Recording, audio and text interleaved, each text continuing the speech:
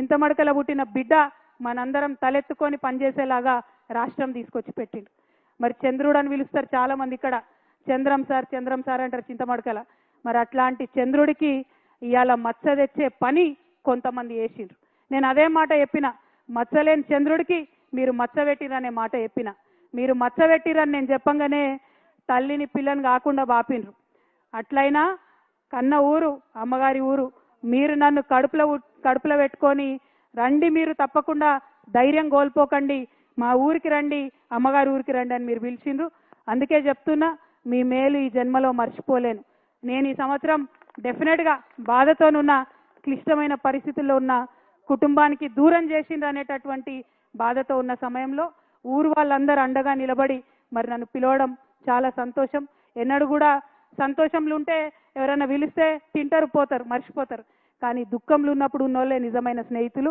ఇవాళ దుఃఖంలో ఉన్నటువంటి నాకు అండగా నిలిచినటువంటి మీ అందరికీ మళ్ళొకసారి హృదయపూర్వకంగా నేను వందనాలు తెలియజేసుకుంటున్నా. మీ అందరికీ తెలుసు, కొంచెం బాధ అవుతుంది, మీ ఇంటి ఆడబిడ్డను కాబట్టి మీరు అర్థం కూడా చేసుకుంటారని నేను అనుకుంటున్నా.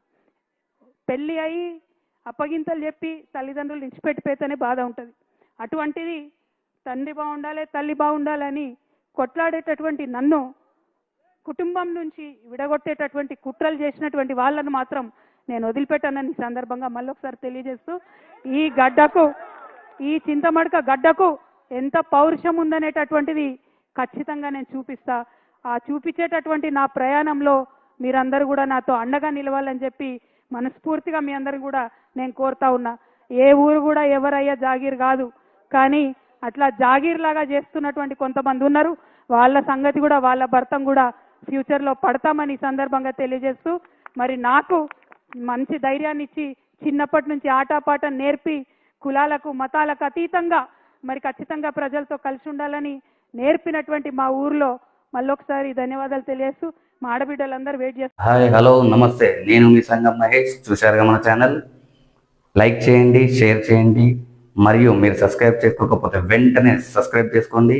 మీరు ఏమైనా తెలియజేయాలంటూ కామెంట్లో తెలియజేయండి.